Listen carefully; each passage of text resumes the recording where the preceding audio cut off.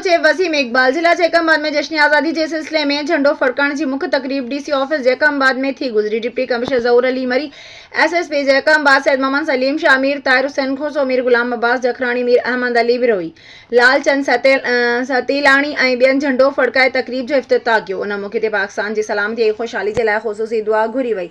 तकरीब में क़ौमी तराने समेत मुख़्तलिफ़ स्कूलनि जे ॿारनि टेबलोज़ क़ौमी गीत पेश किया गया। दिल की हिम्मत वतन